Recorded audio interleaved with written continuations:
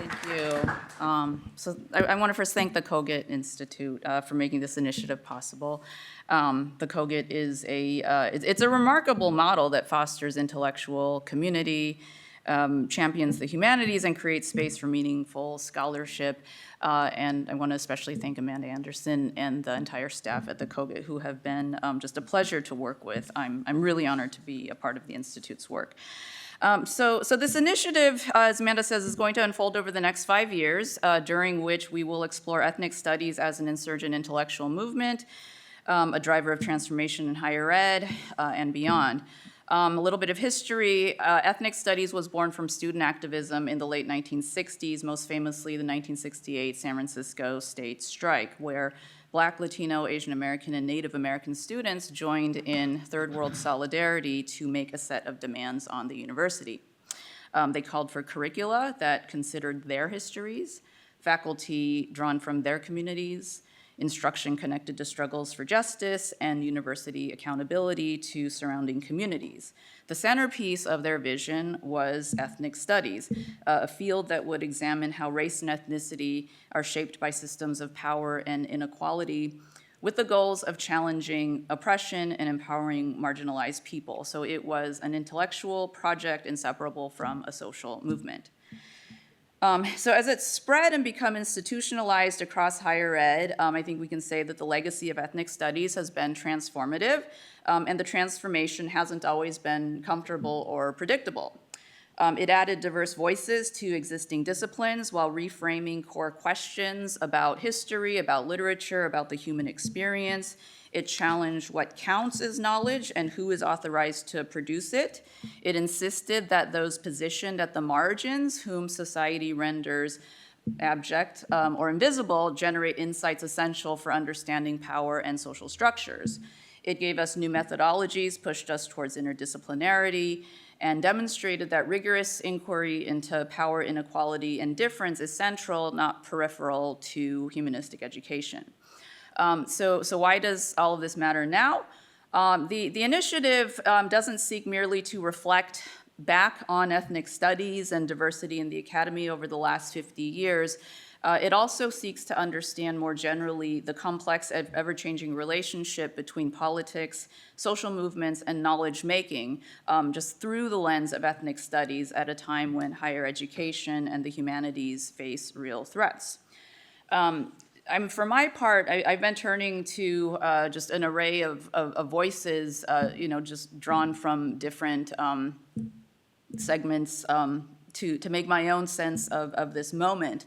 On the humanities, Martha Nussbaum, and she's certainly not the only one who said this, has argued that at their best, the humanities are essential for democracy because they cultivate critical thinking, empathy, and the ability to see fellow citizens as equals. On higher education, M. Gesson, writing about Putin's Russia, has shown how authoritarians attack universities because they are, quote, independent centers of thought, which makes them, quote, independent centers of political power. And on ethnic studies, the scholar George Lipsitz reminds us that it reveals, quote, the mechanisms that subject people to displacement, dispossession, demonization, and exploitation. So together, these insights for me help to capture how ethnic studies functions within the humanities and higher ed as essential infrastructure for democracy, teaching us to think critically, to see through propaganda and misinformation, and to understand society, or at least to strive to understand society in its complexity and diversity.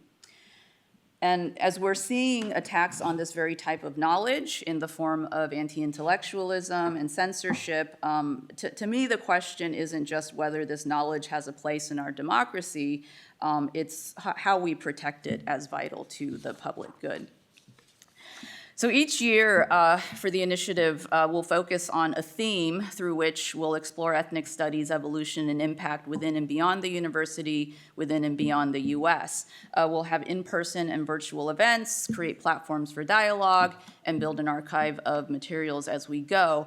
As Amanda said, we'll soon be launching a podcast called Confluence, Ethnic Studies and the Public Good, and I'm thrilled that my colleague Gina Pérez, who I'll properly introduce shortly, will co-host with me. And just in the way of a preview, the first episode will feature two real giants in the field of ethnic studies, George Lipsitz, Professor Emeritus at UC Santa Barbara, and Robin D.G. Kelly of UCLA.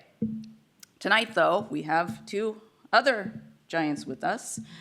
Our speaker is Celine Parreñas Shimizu, Dean of the School of Theater, Film and Television, and Distinguished Professor at UCLA. Professor Shimizu, Dean Shimizu, is an internationally recognized film scholar and award-winning filmmaker whose work on race, sexuality, and representation has transformed how we understand Asian American cinema. Her books include, most recently, The Movies of Racial Childhoods, as well as her first monograph, The Hypersexuality of Race, Performing Asian American on Screen and Scene, which Peter Fang, a film scholar, called influential and notorious. And that just scrapes the surface of her scholarly works. She has also directed the documentary 80 Years Later on Japanese American Racial Inheritance, and again, and that only scrapes the surface of her film work. Most recently, so Celine came here directly from New York, where she won 2 awards from the Cineverse Film Festival, one for Best Mid-Length Film and another for Best Writing for her film, so to speak. So she has a film that was released this year. Dean Shimizu's scholarship in filmmaking refuse easy questions and easy answers. They push us to sit with discomfort, to reconsider our assumptions about victimhood and agency, to recognize that knowledge produced from positions of abjection offers insights that we cannot access any other way. And I am so honored that she's here to deliver her talk, The Abject of Asian American Studies. So after Celine's comments, she will join me in conversation with Gina Pérez, professor and chair of Comparative American Studies at Oberlin College and past president of the Association of Latino and Latina Anthropologists. Professor Pérez is the author and editor of multiple award-winning books, most recently Sanctuary People, Faith-Based Organizing in Latino Communities, 2024, and her first monograph was the very groundbreaking ethnography, The Near Northwest Side Story, Migration, Displacement, and Puerto Rican Families. And that also barely scrapes the surface of her scholarly record. Gina's work, the body of work really reveals how Latina and Latino communities have resisted dispossession and build collective power in the face of urban displacement, militarization, immigration enforcement, and economic restructuring, some of the most salient and urgent problems of our time. So I'm so grateful for Gina's presence tonight and for her role in the initiative and our just years-long collaboration together. All right, so I'm excited to get this started and launch the initiative. So thank you for being here, and please join me in welcoming Celine Parreñas Shimizu.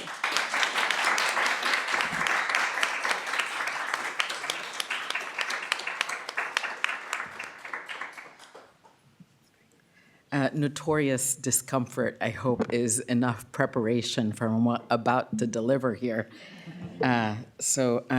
This talk is called The Abject of Asian American Studies, and I'm going to tackle head-on this question of pleasure and subjugation together. So how do we understand pleasure, deriving pleasure and even orgasm from rehearsing one's own subjugation? So think about that.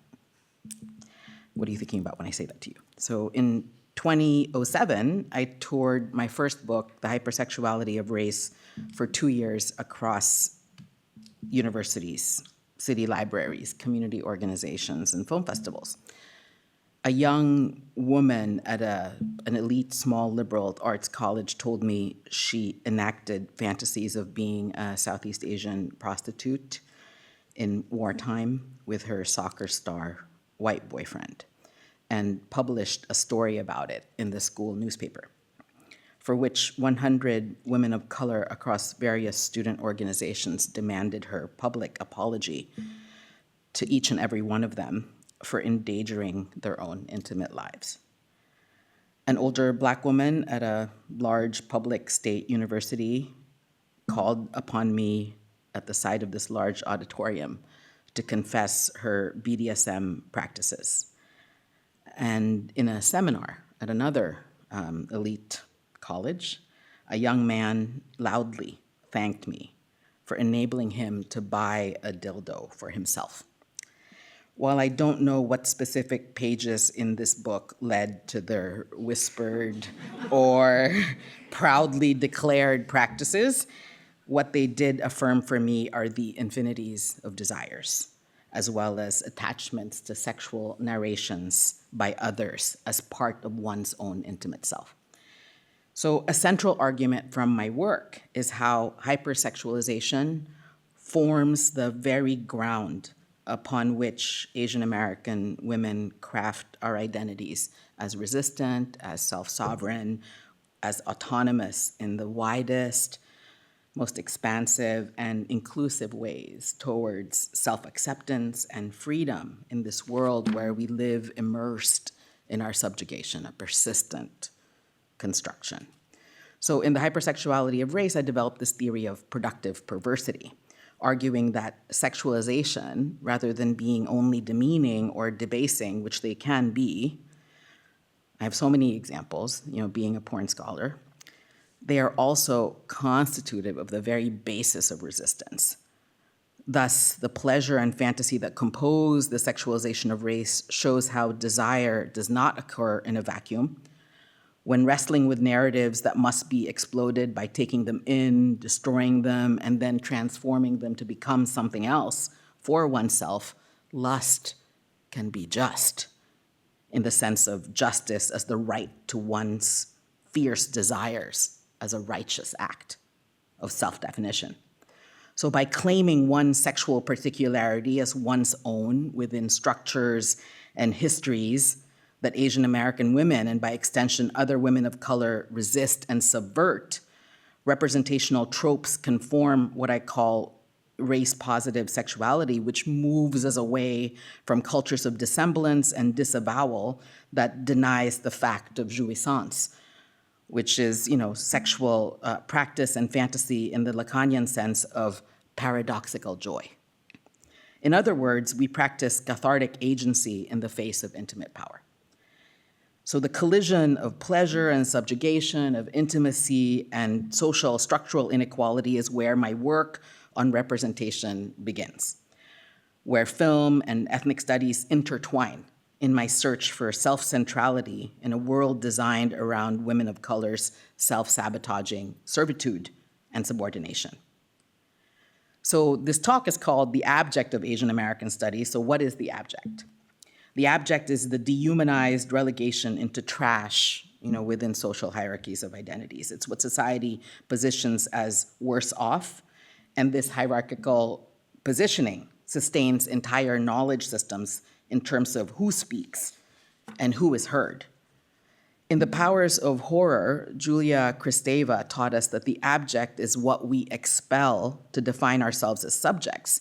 For women of color, there is something to be acknowledged and even owned in the experience of abjection as shaping not only, your perspectives as necessary to help understand the world we live in together.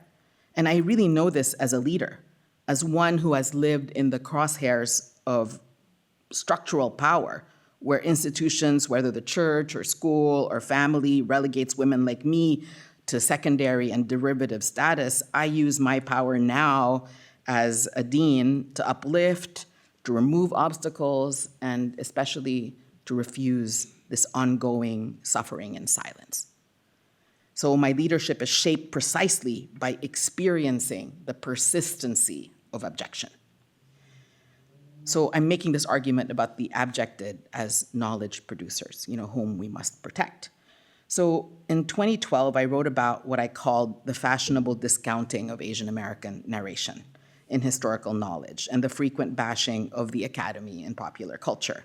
I was responding at the time to anxieties about Asian American studies getting left behind in a place of irrelevance as discourse seemed to be moving elsewhere. Do you remember 2012 with Linsanity and the Tiger Mom? So all of these academics were complaining, like, why not me? No one's listening to me. Instead, they're watching basketball and whatever they could get out of that. So what I couldn't fully see then was how this discounting would intensify to where we are now in the criminalization of addressing persistent inequity through words that are now prohibited. I mean, pretty weak words like diversity, And even, identities that are formerly protected from discrimination are now understood as prohibited identities. So there is a calculated assault occurring on the very idea that knowledge emerges from the margins, right? So to be concrete about it, when I studied representations of intimacy as sites of inequality, I was examining both self-representations by Asian American women and the fantasy representations written by others. And I asked about how hypersexualized representations of Asian American women far exceeded the positive, negative binary framework, which was how we understood these images. It was about understanding what it means when Anna May Wong in the 20s, through the 40s, Nancy Kwan from the 60s to the 80s, Lucy Liu from the 90s on, negotiated their sexualities on screen beyond positive and negative.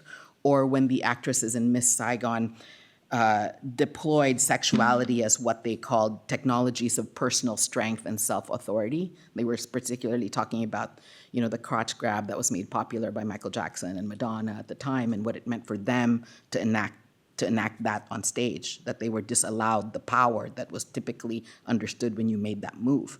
So when performers in pornography claimed their own desires, even when marked as perverse, they were expanding not only what was normal, but really exploding why we mark certain sexualities as perverse anyway. So all of this work that I'm steeped in is really uncomfortable, and it's supposed to be, because what I'm trying to do is dislodge deeply embedded narratives about who each one of us are. So my new film, So to Speak, which I just screened yesterday in New York City, explores a young woman of color coming of age within the university setting, commingling ethnicity, gender, and sexuality in the questions she was asking, in the struggles that she was taking on to claim her voice through the classroom assignment. So I love the classroom assignment because they're really invitations, for discovery. And the resulting importance of sisterhood that can happen, at the university as a lifelong source of strength and support. So as a filmmaker and scholar of race, sexuality, and representations, I am amplifying subjugated perspectives in order to create new narratives. So that's what I was tracking in that film. And because the abject of Asian American studies lies not in marginalized subjects themselves, but in the knowledge produced from those positions of abjection, knowledge from those society deems ineligible can be of real service to learning and to leading both. So I'm moving towards, how ethnic studies shapes entertainment to be a part of the way Gina and Shelley envisioned this whole series, to talk about the force of story in shaping reality. In my work, stories are not luxuries. Representations make better realities. They're assertions for access to dignity and to creativity. For those of us deemed abject, our erasure in stories precedes and follows our erasure in real life.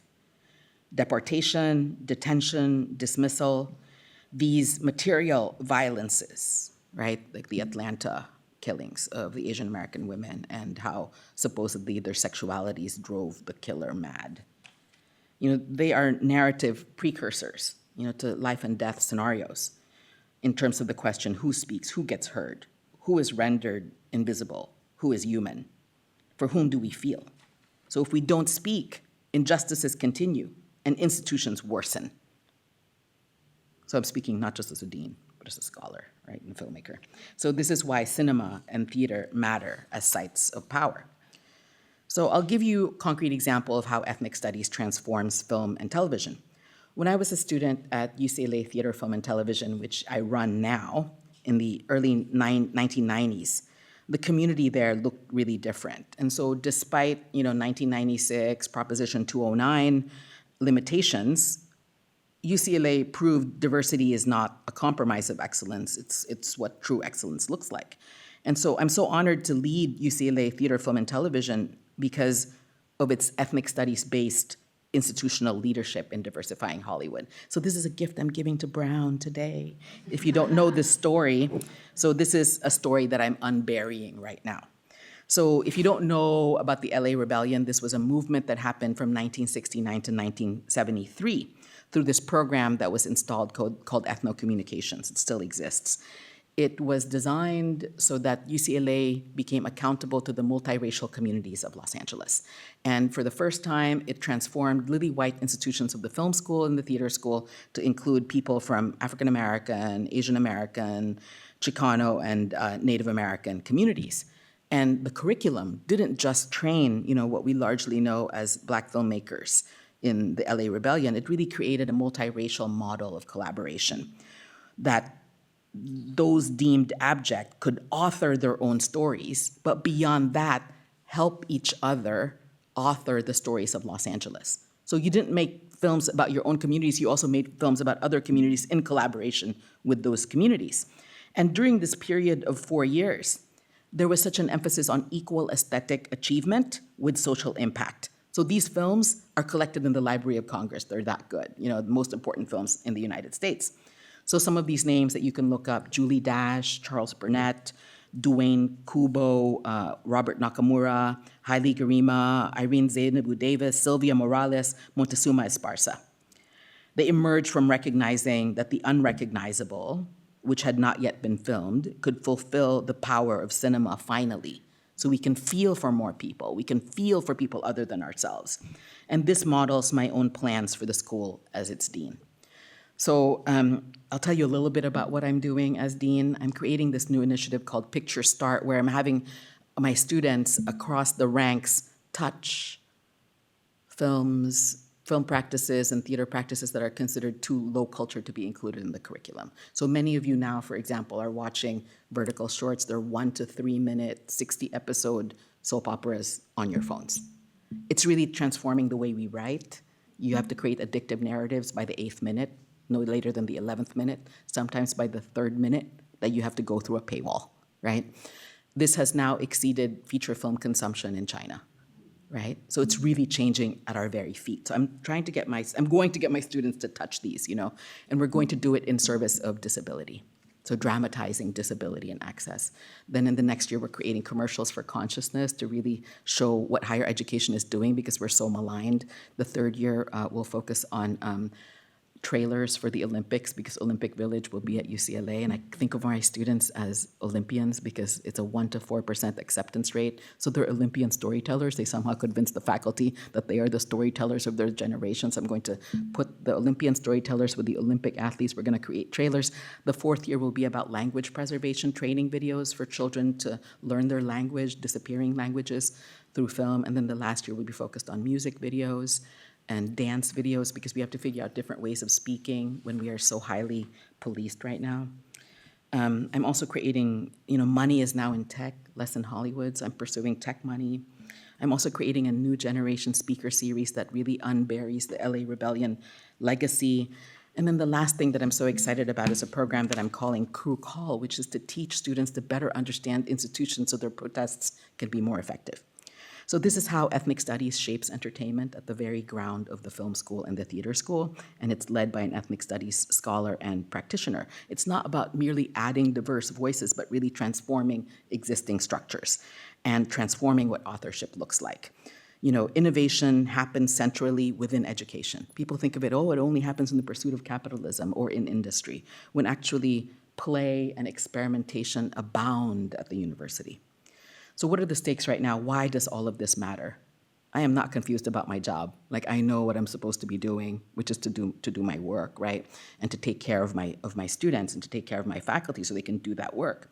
So what does this then mean for the university to be under attack and underfunded right now?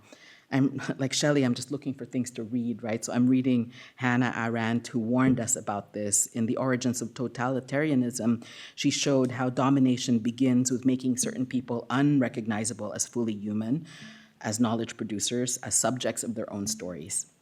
Totalitarianism doesn't just attack people, it attacks the very capacity to think independently, to imagine alternatives, and to see each other as equals. We are at the crosshairs right now. As you know, UCLA was the first public institution to be attacked by the federal government, and federal punishment exceeds institutional funding. There's hatred amplified online. We understand this through the work of Maria Ressa, of Rappler, the Nobel Peace Prize winning journalist, how lies proliferate, the algorithms prefer it. Universities are under attack, as Shelley says, because they are independent centers of thought. The enterprise of the university is misrepresented as indoctrination rather than the joyful discovery of seeing our students gain their power. ICE raids in Los Angeles and beyond are causing fear and anxiety in our students. Our queer and trans students are targeted. Diversity and inclusion are dirty words in this moment. So Arendt understood that when you destroy the ability to think critically about power, when you eliminate the spaces where people can understand their own lives through the assignment and their collective capacity for action, you are damaging democracy itself. So what is it that we need to protect? So to me, there's no greater place on earth than the classroom.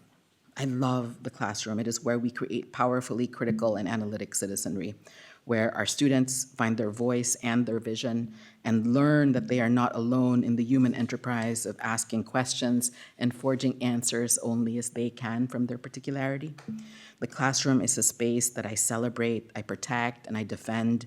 I am in complete awe and reverence because students come out of those classrooms confident and powerful. I see this in week one. The students don't even know their power. And they discover it through the assignment, through classroom discussions. Who would have thunk it? Evidence-based arguments. It makes sense, it makes the world feel less confusing. And you see it in their postures, in their faces, in their voices, how ready they are to contribute to the world, and that's what we're doing in the classroom. Arendt also taught us about the right to have rights, that before any specific rights, there must be recognition of your legibility to be a rights-bearing subject at all. And this is what is at stake when we talk about the abject and the role of education in empowering the multiple perspectives we need to solve our problems. So we cannot lose independent centers of thought capable of scrutinizing power, the capacity to see those deemed lesser as fully human, tools to understand how domination works through representation, the discovery that happens when everyone is present in the room. When more diverse voices are represented, the better the solutions, the greater the art. Not just in terms of box office profit, but resonance and reach. Our students want to see the world as they see it. When I look at Sterling Harjo's Reservation Dogs and Donald Glover's Atlanta on television, produced from positions society tries to erase, it is elating, to feel the vibe, to feel the tone, and truly mind-opening. This weekend, I got to experience Ashley Zara's Class Has Begun, Freedom is Coming. Hope you get to see it. You can look it up on YouTube, which featured Iranian women rapping and dancing when they are otherwise prohibited with life or death consequences. You can't help but feel the power of the work beyond people needing to express themselves, or they will literally explode. Those are my students. If there was not musical theater, I do not know what will happen. So last week, UCLA Theater, Film, and Television showed Justin Lin of Fast and Furious fame his new indie film, Last Days, which is about an Asian American missionary trying to colonize an untouched civilization in India, which led to his own demise. And last night we showed Lav Diaz's Magellan, a 3-hour film from a filmmaker whose average length of film is 8 hours, in the genre he founded called slow cinema. These works reveal a vast span of experience beyond typical Hollywood movies. So what kinds of stories do we need? Art that teaches people to understand their power is more than a merely pleasurable and addictive enterprise. We cannot lose the larger goal of understanding ourselves and the world better. And this is what peace looks like, not confusing, not confounding, not painfully alienating, which is what the world feels like right now. I'm making a film right now to get out of my own oblique, experience. I grew up in the Philippines during the Marcos dictatorship. I saw the power of cinema and theater to teach people how to understand their lives and, more importantly, to understand their power. So 42 years after my family fled the Philippines, we face a reckoning with our father's legacy, my sisters and I, in terms of the contrast between the public narrative of his heroism and the private truths of the violence that he enacted upon my sisters and me. And the film is called Talk to Me About Dad Only When He Is Dead. And making this movie enables me to examine events from the rooms and the words, in my memory, that transpired, to tell the truth about the impact of psychic and physical violence for girls who grow up to become powerful women. And this film is not for myself, it's for generations of women who come after me. So I'll close by saying that what comes out most singularly for my work and for my life as a scholar, a filmmaker, and a dean is that I am a grieving mother. My son died almost 12 years ago when he was age 8. And I've learned the urgency of confronting suffering rather than letting it persist. And we live in a world of social inequality, so we see all of this happening in the university all the time. So leaders who tolerate unaddressed suffering risk institutional stagnation. And this is where perhaps my defiant optimism comes from the experience of his death. So the abject of Asian American studies isn't about marginalized subjects and marginalized identities. It's about recognizing the ever-presence of the unrecognizable, whether it's experience or perspective as knowledge producers. And this serves higher education's true mission, right? The writer Viet Thanh Nguyen, who was at my convocation to inaugurate my deanship just 3 weeks ago, said that refugees and immigrants like me who become in charge of one of the most important cultural production institutions in the world is what makes America great. So refugees and immigrants make America great. And to this, I add, it is the creativity of the abjected that makes democracy possible, because we know what it costs when dominant epistemologies exclude what they can't afford to acknowledge. We know what Arendt knew, that thinking itself is a form of resistance to domination. And that's what films and theater do. Thinking leads to action that creates communities who then produce vocabularies that bind us together towards new and needed relationships. Films and theater gather people together to make work, and in making that work, they risk standing up, speaking out, taking space, and creating records of our stories, which are increasingly, being erased. We are standing on the shoulders of our ancestors and our home places. So I want more than anything for film and theater to last, to develop, to change, to thrive, especially towards social impact. So let ethnic studies continue to insist that all people have the capacity to create knowledge from their own positions within the historical context of inaccess and inequality. Let the classroom remain the place where the work of power can be made legible and where the abjected claim analytic power towards representation as democratic practice. And that's the work. Let's get to it. Coast to coast, from Providence to LA and back. In the face of coordinated attacks to the university. They are not messing around. And specifically, the attack on ethnic studies that produced me. We cannot disappear. We cannot walk into our own funerals. We cannot get down on our knees after all the work that results in standing tall in stylishly big hats. And buoyed by substantial books and films that the university enabled, to actualize.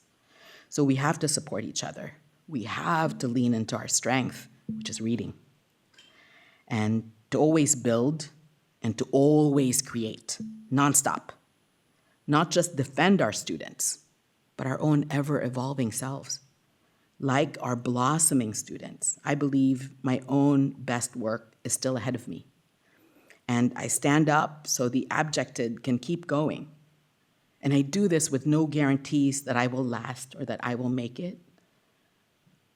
The future of our freedom, however, is worth the fight. Thank you.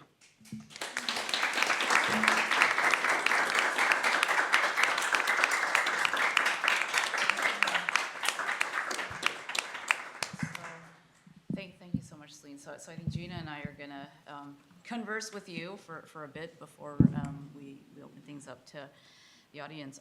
So one, I wanted to say, like, Celine has been a style icon since graduate school. She and I were at Stanford at the same time. Oh, thank you. And it wasn't just her sense of style that I appreciated from the start, but also the fact that I think she was one of my kind of constant interlocutors, intellectual interlocutors that kind of deepened my own sense of, interdisciplinarity. Because you were in modern thought and literature, and I was, kind of next door in history, and we would often cross paths and have, discussions about our work, and like really kind of trying to understand what the other was doing, and in the process, I think arriving at a deeper appreciation for what's going on in other units, but also kind of constantly thinking back on how can I draw on some of the methods and questions that Celine engages to do my own work and to arrive at, maybe kind of deeper, more interesting analyses of history. So I just wanted to say that, but I mean, just something else that I was reminded of about your work in hearing your comments was how I think throughout your career you've managed to, simultaneously bring together the deeply personal and the rigorously analytical, and you continue to do that, up through your current work. Question that I had though draws on your talk, and and I appreciated the kind of arc that you painted for us, but I kind of wanted to go back to your growing up in the Philippines, so kind of going back to your origins. Thinking about, young Celine or baby Celine, growing up under the Marcos dictatorship, seeing as you say, the power of cinema and theater to teach people how to understand their lives and, more importantly, to understand their power. I just wondered if you could tell us more about that experience and how it has informed the path that you followed since then. We know that it's led to you in your current position as dean at UCLA, but I'm just curious to hear about some of the steps that led the way there. Thank you so much. I think Shelley knows that I think we all need historians. We all need to understand how the past, shapes the present. So I think I followed Shelley around, just bugging her all the time about how to better understand representations within a context. Well, and I followed you around and had you interpret films for me, so.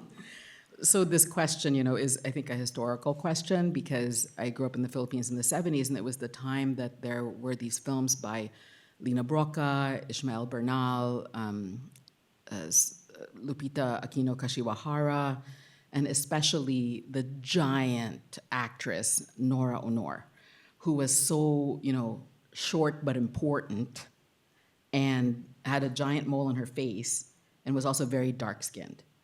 And she recently died, actually, I think just this past fall. And she used all of her star power, to get movies made. And the particular movies that she got made were prohibited by the Marcos regime, by the Marcos dictatorship. And the films, I think, were so just dramatically complex in terms of creating consciousness. There was a film called Once a Moth, and it was about a Filipina woman nursing student who was trying to come to the US to become a nurse. But meanwhile, her little brother was shot like a pig by the American military. And she was trying not to get involved. But once her brother got shot, she recognized how Filipinos were really rendered as beasts and animals who did not deserve life and who were treated this way. And it was about that consciousness that recognition that then became shared by the audience. People did not want this to get made.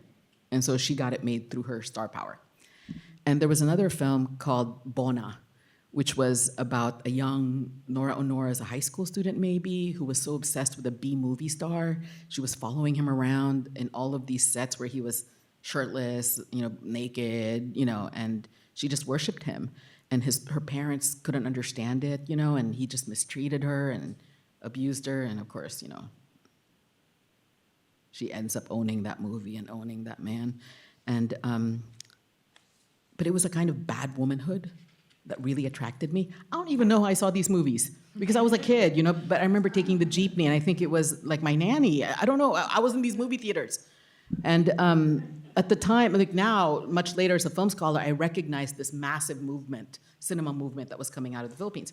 And then there were these two competing soap operas. One was called Annalisa, one was called Flor de Luna, and they were similar, Like television had this way of dramatizing like poverty, but then also like the melodrama of gender within the family, So I knew that television and film was really creating consciousness and self-awareness of Filipinos as a people in relation to the globe, and in relation to American military power that was there at the time, and of course the soft power of cinema. And my dad was also a theater director, so I understood what it meant to deploy emotion and to get a rise out of people, to change and to feel. And so I knew that from a very young age. I also knew that we were under martial law. I remember when I was 3, I was trying to pronounce the words martial law, like martial. I didn't get it, but and then I had to ask, what is that? And it was explained to me. So this was all kind of related, like martial law, government power, cinema, just trying to get in your head, television trying to get in your head. So I intimately knew that it was something that I wanted to deploy myself and get in it myself, and there was like a field trip to a television show, and Filipinos are so hilarious, so I ended up going to these like hilarious, I don't even know how I got there, but I was a kid in the 70s, very young, and I would go to these TV studios and I would see the behind the scenes production, the cameras, all of the people. So I think all of that kind of contributed to this awareness of the making and the producing of culture. And when I went to UCLA Film School, I ended up being the cover girl for the admissions brochure. And I think they recognized something in me about like a heft and a seriousness, because on the cover of the admissions magazine, which is bizarre that they let me say this, like, I am here to enact a complex decolonizing experience. And that was like the cover of the UCLA admissions magazine in the mid-90s, So they were down for that, and I think it was, I went there because of the LA Rebellion and because of ethnocommunications. So it's always been in the blood of theater, film, and television, and that's what I'm doing there now.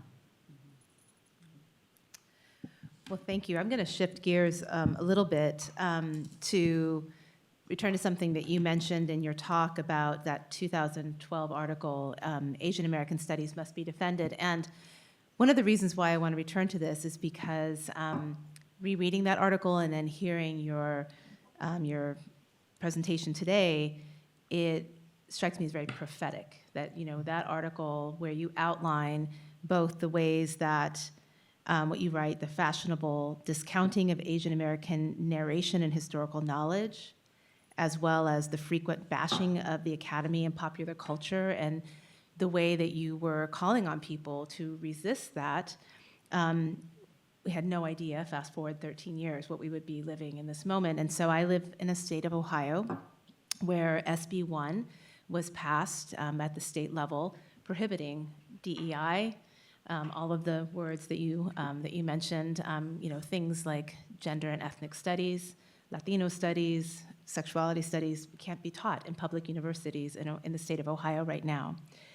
And so, as you said in your talk, that the discounting and of this knowledge has been amplified, and we live in this moment where it's a lot of people are very scared about what they can talk about and what they can't talk about in our classrooms. And so I'm really curious about what advice or what insights, in addition to the ones that you shared today, about people who do Asian American and Latino studies and ethnic studies, as well as the knowledge that comes from those fields of studies, how can we respond to this moment in places like Ohio? And what insights do Asian American studies, Latino studies, ethnic studies, what do they provide us as ways to respond to this moment that we're living in today? Thank you. Because scholarship and the speech that comes from scholarship, which to me is like so hard to beat because of our citation practices, of the rigor of research. But the refereed process is being questioned right now, where political appointments get to determine what is important research versus academics rigorously reviewing other academics and saying, oh, you cited properly, this is how you're intervening in the literature. That is being invalidated. I mean, how do you even beat that game when the rules don't make sense? And so to me, I think we have to recognize more than ever the unequal positions in which we live, that there are voices that are more empowered than other voices. So why do we do what we do? And why do we need to speak? And how do you want to speak, right? And so, when I said earlier that I have students who will likely explode, like their brains and bodies will explode if you don't give them a path for expressing what they want more in the world, nothing more in the world to do, which is to sing or to dance. So I think there is a way to communicate with each other through song, through dance, through performance, through stage plays, through screenwriting and more that needs to be nurtured. We need to nurture our neurodivergence and to truly recognize that even though we have unequal access to voice, that we have equal voices. And we have to ensure that equality, and we have to ensure, that access. And I think something that I'm also thinking about is, and we talk about this quite a lot as a group, why do we do what we do? I consider my role and the role of the professor to be so exquisite and so magnificent. The ability to ask questions, the ability to identify problems, and then the ability to identify how you're going to answer those questions. And that you have the time and that you have the resources to do that. And then you have the power to give other people, the next generations, the opportunity to do that as well. Like, how totally amazing is that, Which is why, the classroom, I think, has to be protected. It has to be defended. And what can we do now, I think, is to use all of our tools to demonstrate that this is not indoctrination, that this is the abjected, coming to voice, their perspectives shared. And it is good for everybody. The more voices there are, in filmmaking and theater making and more. I'm wondering though, because I think a lot of us are in this mode of, of clarifying what needs to be protected, what needs to be defended, whether we're talking about, higher ed broadly, ethnic studies specifically.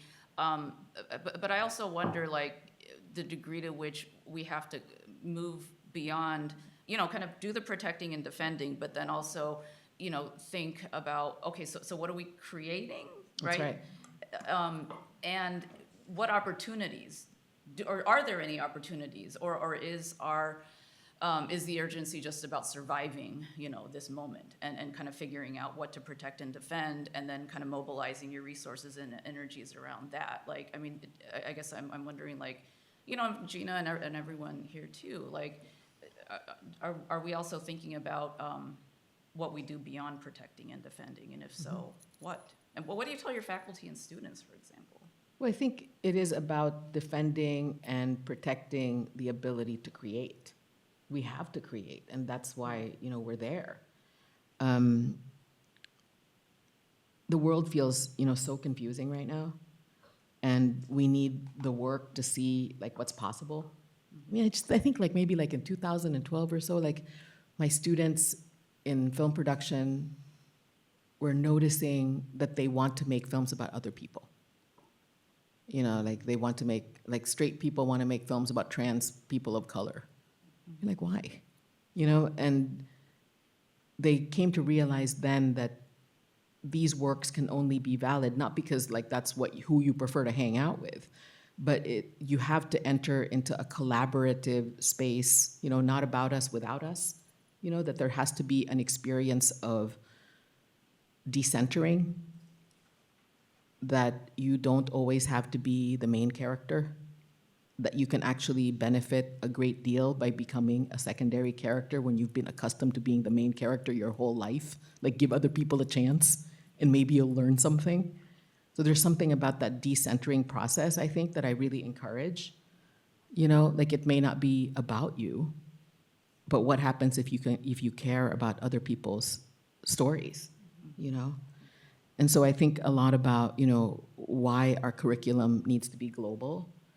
And, you know, we increasingly are making these, you know, Marvel superhero movies, which is so fascinating, right? Like someone's gonna pop out of the sky and save the day, you know, with all the wars and poverty and hunger that is going on, that, you know, Iron Man will come and figure it out, you know, versus what happens when you watch Philippine cinema, you know, and you're watching Philippine cinema that is mired in poverty in a way that you can't even understand that kind of subjectivity.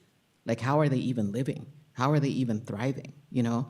So in that process, you can say, oh, I will render them as animals and beasts, you know, and without the subjectivity that I'm accustomed to.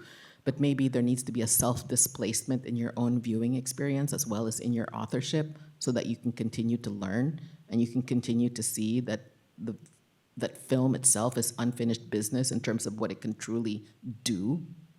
You know, so I think that creativity has to be global. It has to be about other than yourself, you know, where we can really teach our students that, like, knowledge, I think I want my students to feel the infinity of knowledge rather than arriving at self-centrality, that there may be something to be learned from what you can't recognize and what you can't know, and to become really comfortable in that discomfort, and to see the kind of work that can be produced from that. Can I follow up with that? When you were speaking, it made me think about that reflects what the origins of ethnic studies was, right? That these origins, in a lot of ways, are about kind of these broader social movements and broader communities wanting to decenter, or people in the university wanting to decenter themselves and to really validate the knowledge of people from the outside, right, from outside of university walls. And I think you spoke about that beautifully when you were talking about the LA Rebellion and like the ways that, you know, the origins of the film school, like, you know, how that transformed it, right? That made it appealing for someone like you. But I'm also curious, then, how do we do that today? When, you know, I think that we've moved away, I think, in a lot of ways from those original origin stories of kind of breaking down the walls between the academy and the grassroots and in communities outside of the academy. And I think that is part of what has informed, I think, this incredible resentment and misinformation that exists about what we do in the classroom. And so on the one hand, you're totally right that I think our curriculum needs to be more global, but I think also our curriculum needs to be more local and needs to really prioritize community-based research, engagement, programming. And I'm just wondering what kinds of thoughts, you know, what kinds of ideas you might offer people to do that in concrete ways that might help to move us into a different space of understanding instead of, you know, and to see learning as discovery instead of learning as indoctrination, which is, I think, part of what the narrative is that we're having to confront right now. I think I do mean that the local is global and the global is local. And I'm coming, you know, from Los Angeles, where you're traveling, you know, in LA, like different regions, like Little Ethiopia, Koreatown, you know, historic Manila town, right? So to me, you know, Los Angeles and the birth of the LA Rebellion and ethno-communication, which was really a contract between the university in 1968 to say, how can we be accountable to multiracial, you know, communities in LA? I think I'm doing this really concretely with this initiative called, Picture Start that I gave you a glimpse of. When I'm having our students touch these genres that are considered, community service projects, or commercials for profit, and I'm transforming them to be of service to communities, I'm actually requiring them to partner with industries, lower I in the plural, because, not all of our students are trying to go to Hollywood. We have students who are saying, my films, my theater is not about myself, it's about my people. And it's about uplifting my community. So we need to give them pathways and clear out the roads so they can establish those, relationships, So most concretely, we are having them partner with people. And you can say, oh, why do I have to make a melodrama about disability? Like, no one's gonna like that, but I think that's the challenge, right? I mean, I think we can dramatize what can happen, when an elevator is broken, and we can show why elevators need to work so that everybody can have access to their education, and we remove obstacles, to their education. And, for me, I think, isn't this the secret of being in university? Like, you can procrastinate, but when you're finally doing your assignment, isn't it just so pleasurable and so fun? Or like you're assigned a whole book to read when you're a graduate student and you're like trying to like, oh God, I'd rather do something else. But when you're in it, it's so amazing. When I read, the most important books to me, like, Vivian Sobjack's The Address of the Eye, The Birth of the Phenomenology of Film, where you understand film finally as like a multisensorial experience and not just ocular-centric understanding of film viewership. I felt like, it was kind of an orgasmic experience, like I felt like I was sitting under a tree and the skies opened up and birds were chirping and leaves were falling all around me because the world started making sense, And so I think that's what I want. That's what I want, the students, very, very local students, the accountability of UC to, California. I want them to have access to that joy, that pleasure of reading and learning and writing. And, I think right now, too, it feels a bit like the mid-'90s to me. It's so exciting what's happening in terms of technology and artificial intelligence and theater and film. We are completely changing what an immersive theatrical experience is. 1 to 2 minute films and videos are what audiences are consuming now, and it's really ready for play with AI and technology. It is so exciting, and everybody needs to be in the room to play and to experiment and to test what all of this could look like. You said it reminds you of the mid-'90s? It really reminds me of the mid-'90s, right, when the web was starting, and you're like, why didn't I buy flowers.com and become, a gazillionaire, But it just feels like AI and creativity. We have to figure it out right now, and it's now that we need to figure it out together, and it's the university where it's happening. And we're concretely doing that. We're having meetings every month trying to figure out what are we doing with it? What's our approach? What's our philosophy? What's our practice? Yeah, and so we're doing that at the university, and it's very exciting, and it's cross-disciplinary, So I get to ask you one last question. And Shelley and I were talking before the event this evening, and the three of us were talking about, trying to pose a question that we'll ask to each of our guests on the podcast. And so you get to be the first person we ask this question to. And so you talked a lot about the classroom and discovery and working with students and student learning as something that you really, really profoundly believe is worthy of defending and protecting. So I want to know what else Celine believes is worth defending and protecting. Well, it's funny that I was just talking about AI. And I think, the thing about AI, like it's such a freaky person to have around the room, and you can like ask it questions and then it falls apart after a while, like it can't take it. And then they say, it says weird things, but they always say it politely. So you're like, is this my friend? And I'm hanging out with this person who can help me. It's not a person, but it's really polite, and you're never wrong with your questions, But like what it can't do is, human creativity, right? It can't do human creativity. And I think the thing that I want to protect the most right now is your perspective, like your situated human perspective. And, you know, I'm making a film right now about my dad and my sisters, and it's really easy for people on the outside. They'll say, but I knew your dad, you know, I knew your dad, and he paid for my education. So I'm like, well, he vowed not to pay a single cent of my education. You know, like, how can you even tell me what I experienced in the intimacy of my home with my father? You know, and then this person felt like, you know, they had the authority to tell me about my own experience, my very intimate experience, you know, every second of my whole life growing up in my father's house, you know, and what led to our 30-year estrangement, you know? Like, no one can tell me that.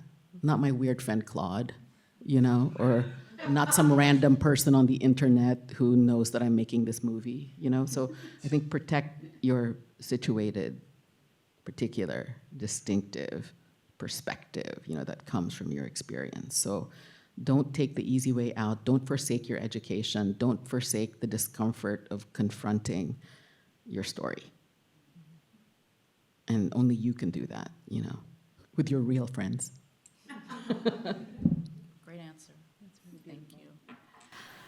So I think this is the time where we turn things over to you all to share questions, comments, how all of this speaks to you. Well, thank you. This is great and motivational and also scary at the same time. And it's, you know, so much things, you know, it's the state that we are in. But I just wondering, a question about working with others in terms of like the experience of the academia and the theater and the production, and like thinking how the results are not immediate. How can we relay that to other experiences, right? Kind of the time of production, the time of conversations that happens, the discomforts that happen inside the production, and all the mistakes that take us to the final, and I'm saying final with like quotes here, product. So how can we learn from those experiences and think about temporalities in theater and media, and think about temporalities in academia, especially for the humanities and ethnic studies? The fact that things happen slowly and, right. Well, where are you coming from? What's your discipline? Performance studies. Theater arts and performance studies. Yeah. You know what I always tell my students and my faculty, which is why I'm the perfect person to be in my job, is I love cinema. I need theater. Like, I need it. I can't live without it, and I have to go all the time, you know, and I always think about, you know, every day, my costume designer says, every day, everywhere, everyone's a costume designer. Like, when you wake up in the morning, you're like, what am I gonna wear? You know, so there's the drama of everyday life that I just really, like, relish, and I love analyzing it and breaking it down, you know? And it's so slow. Making a movie is so slow. Making a theatrical piece is so slow, like from the seed of the idea. But what's necessary is that you really can't make it alone. Like, even in the world of AI, where, you know, you can be a single person and not have any cinematographers anymore, you know, but you're always in conversation. You have to be in a community, you know, to make something. You have to be in a community to understand the impact of what you're making as well. You have to be in an audience. You can't be by yourself watching something, because when you watch something alone and then you watch it with other people, then you realize, oh, I did not get it at all, because you're not seeing it within a context, right? And so, you know, I just finished this film, which I shot over spring break. And spring break in Northern California, where I shot it, coincides for Berkeley, San Francisco State, Stanford, and UC Santa Cruz. So I had so many students from all over those schools, and we shot this over a week.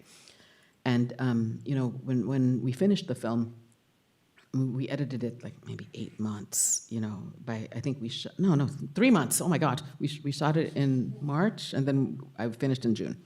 And a first draft. And, you know, I couldn't make that film alone. Like, I had, you know, students who were my set designers. I had actors who were all students and working with professionals. And, every single second of that production was all about empowering the next generation of feminists, because I committed to hiring the very best people who happened to be women and non-binary, queer, LGBT people, And so we knew that it was really different being in a set like that of 60 people who were mostly, those identity categories, but all striving, for excellence. And we had to talk about what it meant to be on set. Because what we realized is that very few of those people ever occupied any true creative leadership roles, because they were always taken away from them, in their schools, in their education. So we had to help them occupy the position of leadership. So even though it's slow, like every step of the way is an undoing of power systems, And then when the film was done, my advisors, would say to me, how can you show this film? Because now everybody knows who you are. And I was like, I'm so not afraid of that, because I think as a leader, I lead with vulnerability, not as an identity location, but as a commitment to truth-telling, of making sense of the world, so we can live in it, to make it bearable and livable, And so I'm not afraid when people say, but you're the dean. They will now see who the dean is. I said, yes, a fully human person, who does really hard things, as a human being, And so I guess I'm not afraid of the slowness, even though I edited it really fast. But it's frustrating because, we finished, I think, in October, but we didn't premiere until February. So it's also 5 months of like nothing is happening. But something is happening because we're talking it through. And you almost like have to emerge from the experience saying, like, that really knocked me out. So what did I learn? So you're really processing so that by the time you're at Q&A at the premiere in February, you're ready to talk it through, And I bring all of my people. Like last night in New York when we screened and we won those awards, my lead actor was there, my producer was there. So we're talking it through. It comes to fruition in the encounter, with the audience. And it's ongoing. It's slow and ongoing. Like to me, like today, like Gina and Shelley asked me to read, like they're such rigorous readers. Like the proposal for the Cogut, it was just like flattening, like, oh my God, like these women are asking such hard questions and they're making me go back to my work. And I think like, I don't even, like I was just learning how to write a book, in my first book. And, productive perversity, like I stand by it even like more than ever, like whenever that was, like almost 20 years ago that I wrote that, But we still don't have the ability to recognize the infinities of genders and sexualities, and we're now living in a time where, no, there's only two, And I know that just not to be true. I mean, every single person here, the way that they move in the world, the way they stand, the way they sit, it just demonstrates different ways of being in the world, privately and publicly, So we should celebrate that, and it's productive. And it should expand what perversity is. It should expand what normalcy is, to embrace that blossoming of so many flowers. Yeah. Speaking of slowness, I don't know if anyone's slower than historians in finishing projects. And I think for me, the process is as important, and in some ways it's more important than the end product. But of course, until you have an end product, it's not going to be out there, for the world to see. But for me personally, the process is in some ways more important. And in fact, when I finish a book, I kind of don't want to talk about it anymore, even though, at that point you are expected to go out and talk about it. But it's not as interesting for me to talk about it because I feel like I've learned what I wanted to learn through this process. And I often involve, others, especially if I'm doing kind of recent history. So. It's so beautiful what Shelley just said. She just drops these beautiful words. And she says, the process is more important, right? And, when you're writing a screenplay, you have to imagine the opening shot and the closing shot. How is the opening shot going to get to the closing shot? Like, what happens in the middle, And last night when my lead actor, who is not an actress at all, stood up there and talked about the acting process, it was kind of shocking, right? Like, she was not an actress at all, but now she's an actress, right? Like, that happened because we did that, So it's similar. It's almost like I see her as the opening shot, and the closing shot is just like this amazing transformation.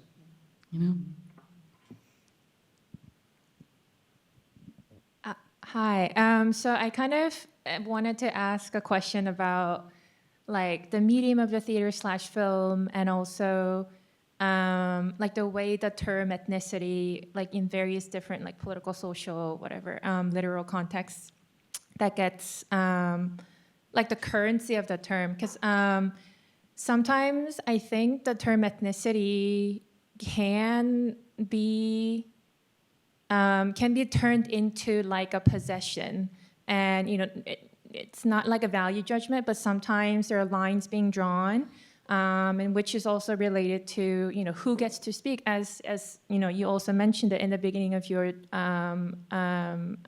talk, like. And then, and then there are other things like, oh, who gets to speak, who gets to produce the knowledge, and who gets to like critique, or who gets the funding, and all these questions. And so I'm always kind of thinking, how do we like make ethnicity not necessarily like a possessive quote unquote thing, or other terms that kind of adjacent to the possessiveness or the title, like an entitle or entitlement, and make it like public good, or make it something that's more accessible. That like, are there any specific insights from theater and film that kind of help you to be able to do that model of ethnicity studies or ethnic studies? Yeah, it's just something that I've always been like thinking about, burning at the back of my head, where it's like, I mean, sometimes you need those boundaries, and sometimes you need the like, I don't know, possession is not always a bad thing. Sometimes you need a little bit of that, right? But I am also like, wait, but if we go with that model, then what about, you know what I mean? Like, what about other conversations that can happen? So I'm always kind of trying to navigate that, and it's been kind of difficult. So I just wanted to hear if you draw anything from like theater, film, into in the way that you're imagining like how the term or the reception or whatever the term of ethnicity will like play out, not just in sense of like, yeah, this is who I am, like I am this period, or like say I am Korean American, or I am Korean, or whatever, versus like how do we make them more open? I don't know, that's the best vocabulary that I can find. Sorry. Yeah, what do you think? Yeah, I'm going to answer your question as a production designer, which is like my main production language. A production designer is the world builder of a film, like it's the sets, it's the props, it's the relationship of the actors to space and to objects. And there's there's a lack of diversity in the people who get to author what worlds look like. Like if you think about think about all the films that you've seen, like Everything Everywhere All at Once. Like, how do you build the house of a Chinese laundromat? Like, who gets to build that, right? And people say like, oh, whether you're speaking or whether you're building a set, who better than the people who have had that experience? So is the answer simple, or is it complicated? Like, who owns what? Right? Because people have been to those spaces, and you can do responsible historical research and say, what did this house look like? What does a laundromat look like, And culture is also, ethnicity as culture is not static, right? In that Stuart Hall definition of you are transformed by spaces. Like I always think about like I went to a Native American reception, the Ohlone Cafe at Berkeley. And then when they brought the food, like showed up was Cowgirl Creamery's Mount Tam cheese. And they were like, don't be surprised that Native Americans love Cowgirl because we exist and we know what's good. Right? So you're like, yeah, like, why not, right? And they mixed it with a certain kind of walnut, So similarly, like Stuart Hall talks about culture in that way, that, it's dynamic, it's ever-changing. So who owns what in what context? That's why I think this is so, like, wonderful pairing, like, an ethnographer and a historian. You know what I mean? Because you got to look around, but you also got to look back and look ahead, right? Which is what they're doing, and which is like I do both, like in my films, right? So I mean, I think we have to be accountable, we have to be respectful when we're creating, and when we have the power to define what Chinese people's homes look like. Like, you better not be making it up. Like, there has to be some kind of responsibility to the people, who are living there. right? And the people that you're representing. But it doesn't mean that you have to be that identity, I think. You know, but it has to be an ethical practice. Thank you so much, Celine. That was exciting, and also the roundtable portion. There's a lot to think about. There's, among a number of phrases, two of the ones that I love that you had were defiant optimism and the infinity of knowledge. I like them in and of themselves, but I'm going to put them in terms of a question, because I think in the draconian political moment that we find ourselves, simplicity becomes easy in terms of both resistance and in terms of both propagation, and I do not like simplicity. And when you were talking about the mid-'90s, it reminded me, I was in grad school then, and may her soul rest in peace, Barbara Harlow was one of my mentors, had written a really terrific book in the late 80s called Resistance Literature. But then her book was very complex and very nuanced, but it became very easy. I was doing Chicano and Chicano studies, what we called it then, and it was, everything was resistance all the time, anytime, and it was just boring to hear that. And I'm wondering, in these kind of draconian political moments, in that vein of defiant optimism and the infinity of knowledge, how we don't settle for easy answers, right? There are times when you need them, like when Spivak talks about strategic essentialism, like there are times you have to marshal out things and political purposes, but it is not satisfying in the classroom, it's not satisfying in the scholarship, and as a political being, it's not satisfying to me unless it's a rigorous, complex answer, and I think simplicity can become a stand-in in this moment. So thank you. Yeah, I mean, I think, Ralph, I think the clearest thing I could say is that everything is not resistance, right? And especially now where it's so hard to speak, otherwise you will get hammered down or you may not make it. I mean, you may not make it. You may be dislodged, you know, from your role, et cetera. So there has to be different ways of speaking. And that's why I'm really thankful that I'm a filmmaker, you know. And last night I saw this film, you know, Class is On, Freedom is Coming, you know, and it was all of these Iranian women, and it was really hard for her to find an Iranian woman who was not only a rapper, but also a dancer, because it's prohibited, you know. You could get killed if you speak, if you dance, and if you sing, right? But you must do it because, you know, she said, and you know, I'm still trying to figure out like if I believe this to be true, right? She says like joy is the greatest resistance because it accesses your humanity in a world where they're trying to deprive you of joy, you know? So when you assert that joy, you're asserting that you're alive, you're asserting or acknowledging that we are all near death. So why not be alive? You know, so, I mean, it's moving, it was really moving work. And so I think we just have to keep making so that we can help make sense of the world so we can keep being in it.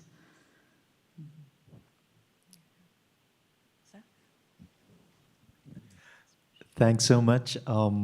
Your insights about the world of theater and film and the kind of institutional culture that you find at the university, they were just so delightful. I wanted to ask you to invite you to share your thoughts on what it might be like to be an Asian American writer in the literary marketplace in the US. I feel like that is a site of real, sometimes savagery. The way ethnic writers in the US literary market are kind of reviewed and judged, where it's not enough to just speak, but your voice gets weighed and found, you know, either sufficient or lacking or not meeting a certain standard of taste. I'm thinking of these things because I've been trying to sort of figure out. I'm a literary scholar, but I'm also really interested in, you know, how someone like the Vietnamese American writer Ocean Vuong is one day a literary darling and the next day denounces trash, right? To use your term, right? There's a kind of quickness to discard certain voices in the literary marketplace, and I think those are very often ethnic voices. I don't know whether those are specifically Asian American voices as opposed to Latin American or African American voices. But I think there's something going on there. Would love to hear your thoughts.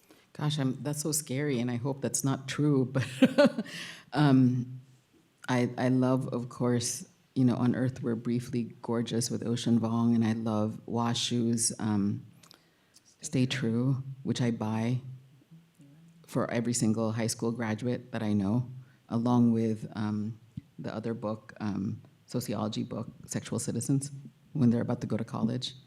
And so those two books I buy. I mean, I buy like 20 of them every May each, and I give them away because they're that important.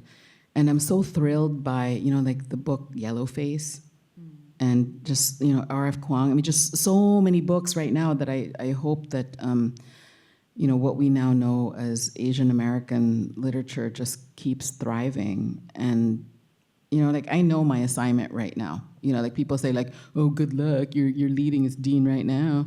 And, and I just think like it's the best time to lead because we are under attack. It's the best time to lead because every day you have the ability to transform lives. Your decisions are truly consequential in terms of making sure people stay in school, have the resources, to quell their anxiety so that they're able to produce. To really acknowledge what it means when your family is precarious, under attack. To really recognize that's what people are bringing to campus right now. And just to make sure that they're okay. And to encourage their perspectives as worth the time, the space, and the risks that they're taking to be in school. I hope that answers your question, but I think the things that keep me alive are not only cinema and theater, but reading. And now, podcasts. Yes. So on that note, so I think we're going to go into the reception now. So there's time to chat and ask Celine, Gina, me more questions, but I just want to thank Celine and Gina for being here to help launch this initiative. So thank you. Thank you, Pérez. Thank you, Gina.